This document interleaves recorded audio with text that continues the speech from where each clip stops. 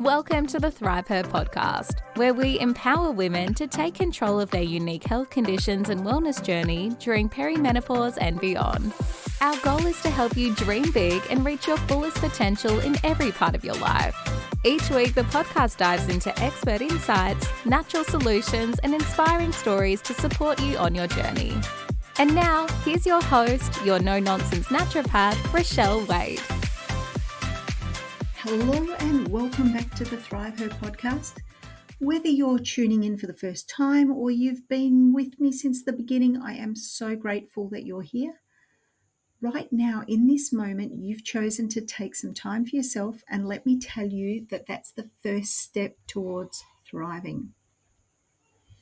Today's episode might just be one of the most important that we've done together because we're tackling something that every single one of us faces at some point, whether we admit it or not. The voice of our inner critic. You know the one I mean, that nagging, doubting voice that seems to pop up at the worst times, when you're already feeling vulnerable or when you're about to take a big step forward. So let me ask you this. What's the first thing you say to yourself when something doesn't go as planned? Maybe you've missed a deadline, skipped a workout, or caught a glimpse of yourself in the mirror and thought, what's wrong with me? And maybe it's not just when things go wrong. Maybe it's that voice in there all the time whispering things like, I'm not good enough. I'm too old to do that. Or why do I even bother trying? The hardest part is that after hearing this voice for so long, it stops feeling like a critic and starts feeling like the truth. It becomes this constant background noise shaping how you see yourself and what you think you're capable of. And here's the thing. Even the most confident, capable women you know have moments when this voice creeps in. Maybe you're stepping into something new, a wellness goal, a professional opportunity, or even trying to carve out some time for yourself. And that voice says, who do you think you are to even try? Does this sound familiar? But here's the truth I want you to hear loud and clear today. That voice, it's not the real you. It's just a story, a pattern your brain has been playing on repeat for years, maybe decades. And while that voice might feel powerful, here's the good news. You can rewire it. You can quiet that critic and replace it with a voice that lifts you up, a voice that supports and encourages you instead of holding you back. Now, by the end of this episode, you'll know exactly how to start rewriting that story. We'll explore where the inner critic comes from, why it feels so loud sometimes, and most importantly, how to take back control. This isn't about pretending your doubts don't exist. It's about learning how to build confidence through action, self-compassion, and small, consistent steps. So, grab your coffee, tea, or journal, and let's head in. So I want to talk about that inner critic for a moment, because if you ever feel like you're carrying around this invisible judge whispering negativity in your ear all day, you're not alone. It's so common, and it's something we all face at some point, whether we admit it or not. Maybe it's that voice that says you're not disciplined enough to stick with this, or you don't deserve to take time for yourself. You've got too many responsibilities. Or maybe it's even more subtle than that.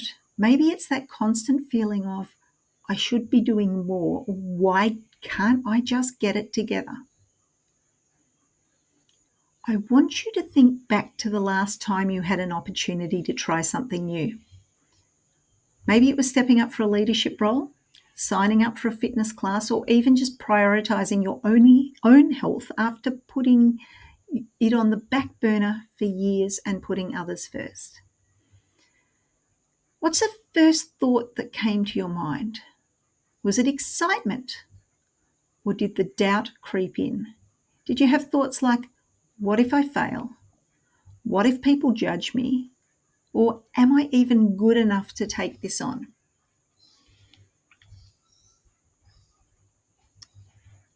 If this tug of war sounds familiar, I want you to know you're not alone. The voice, that inner critic, is something we all experience, no matter how successful or accomplished we are.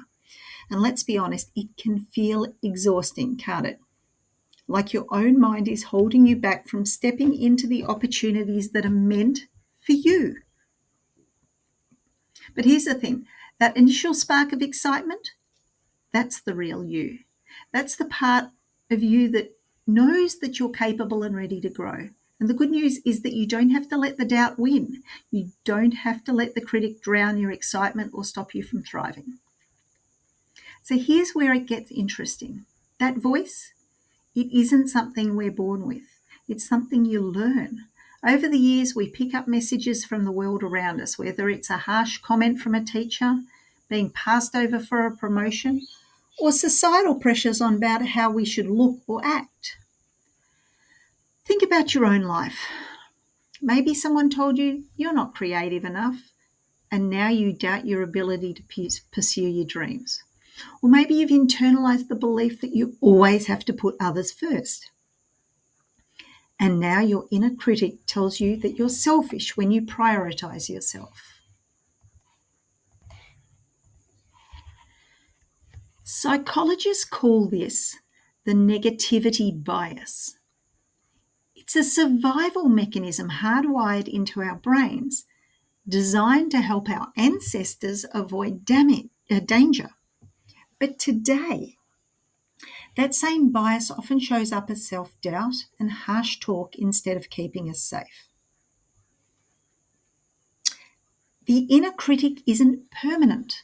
It's just a habit your brain has been practicing for years, and like any habit, it can be unlearned. So let's talk about how to recognize it and how to rewrite it. So one of the most powerful ways to reframe your inner critic is by replacing judgment with curiosity. When that voice says, "You'll never figure this out," pause and ask yourself, what can I learn from this situation? What small step can I take to move forward? Or even, what if I approach this with curiosity instead of fear? So let's say your inner critic says you're too out of shape to join that fitness class. You'll embarrass yourself. Instead of letting that thought stop you, get curious. What type of movement would feel good for me right now? What's one small manageable way I can start taking care of my body today? Curiosity shifts your focus from judgment to possibility. Instead of letting fear control your choices, you're creating space for growth, learning, and action. And here's why this works. Every time you challenge a negative thought and replace it with something more constructive, you're rewiring your brain. Neuroscientists call this neuroplasticity, which is your brain's ability to change and adapt at any age. Think of your brain like a field of grass. Every time you think a thought, it's like walking through that field. If you keep walking the same path of "I'm not good enough" or "I always fail," that path becomes clearer and easier to follow. But when you challenge those thoughts and choose something different, like "I'm learning," you're creating a new path, and over time, that path becomes the default.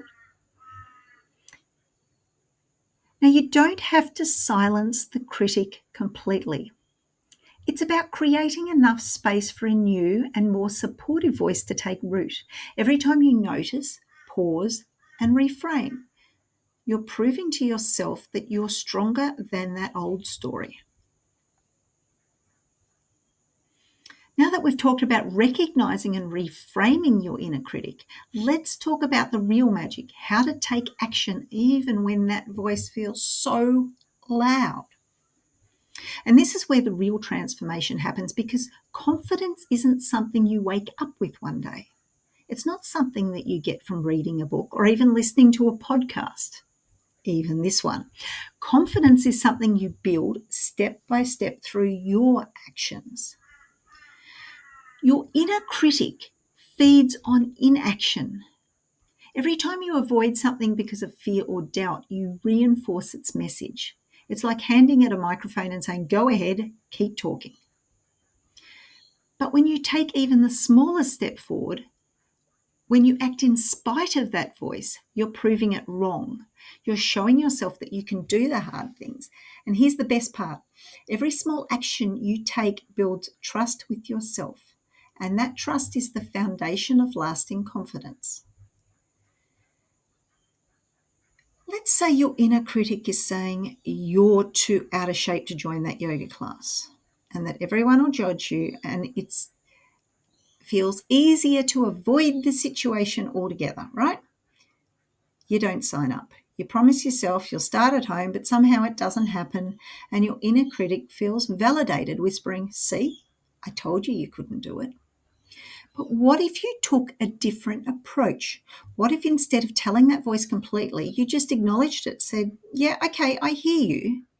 You're afraid of failing, but I'm doing this for me."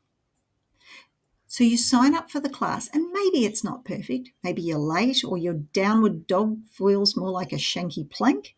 But the moment you show up, you've proven to yourself, I can do the hard things. I can take action even when I'm scared. You're no longer trying to silence the critique by force. Instead, you're letting your own actions prove it wrong. And every time you do this, you're building trust with yourself. And it's that trust that leads to lasting confidence.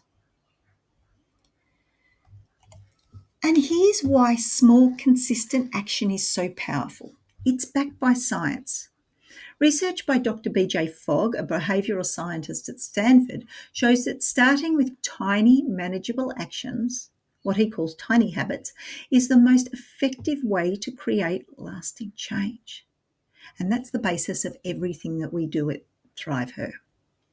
So, for example, instead of committing to a 60-minute workout, just start with 5 minutes of movement. Instead of journaling for 30 minutes, start with a single sentence. And instead of overhauling your diet, cutting out major food groups, how about we focus on adding one extra vegetable to your plate? Now, these small actions might seem insignificant, but they're incredibly powerful because they build momentum. Each small win rewires your brain for success. A study published in the Journal of Cognitive Therapy found that pairing small goal-oriented actions with reframed self-talk significantly reduces self-criticism and increases confidence. It's not about doing more. It's about doing the right things in a way that feels sustainable and being kind to yourself. Here's something I want you to remember. Confidence isn't built through perfection. It's built through progress. Success isn't about doing everything flawlessly. It's about showing up, even when it's messy.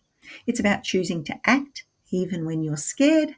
And it's about celebrating the small steps along the way, because every single one of them matters. Let's say you've been avoiding reconnecting with an old friend because your inner critic says she probably doesn't want to hear from you. Instead of avoiding the situation, you send her a quick message. "Hi, I was thinking about you today and wanted to say hello." It's a small action, but it's powerful because you've just proven to yourself that you can act in spite of your doubts. The next time your inner critic shows up, instead of fighting it, acknowledge it. Say, "Thank you for trying to protect me, but I've got this." And then take one small step forward. Confidence isn't about silencing every doubt. It's about building trust with yourself, one small action at a time. Every time you take a step forward, you're rewriting the story your brain has been telling you. And I know you can do this because you've already overcome challenges you thought you couldn't. Before we wrap up today, let me give you a sneak peek into what's coming next. Have you ever felt completely overwhelmed by the simplest choices? Like deciding what to eat, what to wear, or how to organize your day. And this becomes an exhausting mental marathon. You're not alone. Decision fatigue is real, and it's something so many of us struggle with, especially when life feels full of stress and demands. Next week, we're diving into the art of simplifying your life through what I call a decision detox. We'll talk about how to cut through the noise, make decisions with clarity and confidence, and let go of the overthinking that's keeping us stuck. So if you're ready to stop feeling overwhelmed by endless choices and start living with more ease, don't miss this episode. And make sure you subscribe because this one's going to be a game changer. So I want to leave you with this.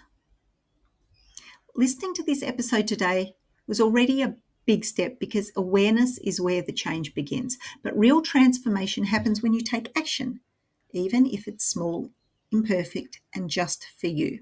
So here's my challenge for you for this week. What is one small step you can take to quiet your inner critic?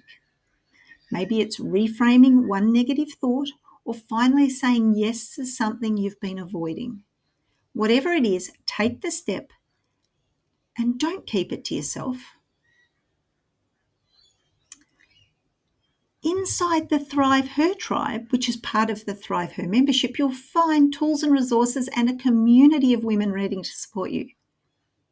Together, we're rewriting the stories that hold us back and proving that small steps can lead to big changes.